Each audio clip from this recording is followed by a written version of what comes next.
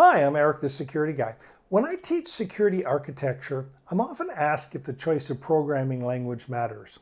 From a security perspective, the answer is yes, but it's a bit more complicated than that.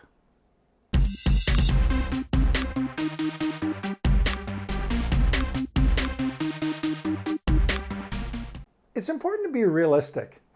It's possible to write sloppy code with security vulnerabilities in pretty much any programming language.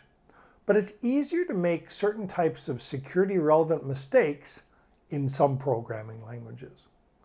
For example, if we look at the 2022 CWE Top 20 Most Dangerous Software Weaknesses, the #1 problem remains out of bounds write.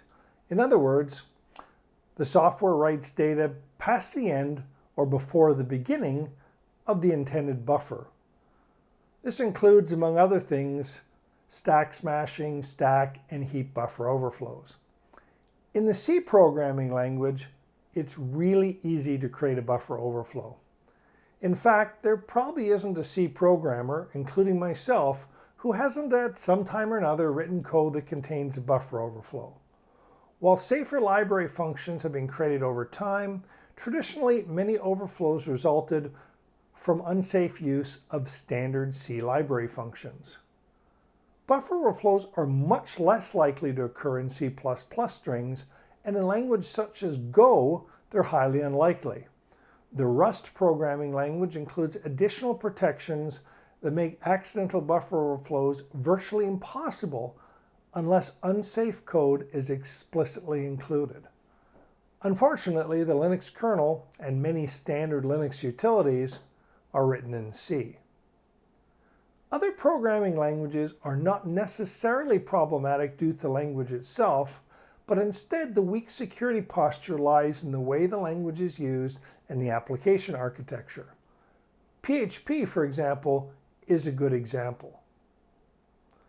PHP applications are simple to deploy, and they're usually just uploaded into a web server's HTTP document root directory.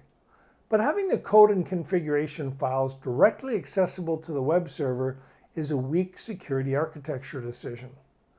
If the web server is misconfigured or contains an exploitable vulnerability, an attacker can often obtain configuration information, including database credentials.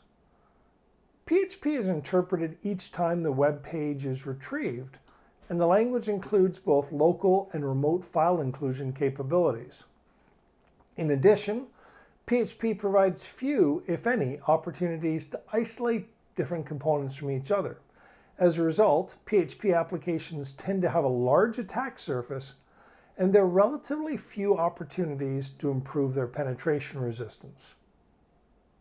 WordPress is a good case study.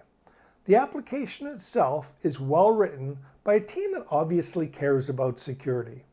However, it's designed to be part of a larger plugin ecosystem, and there is no effective isolation between the core WordPress application and plugins. As a result, a single poorly written plugin can modify core functionality and has full access to the database.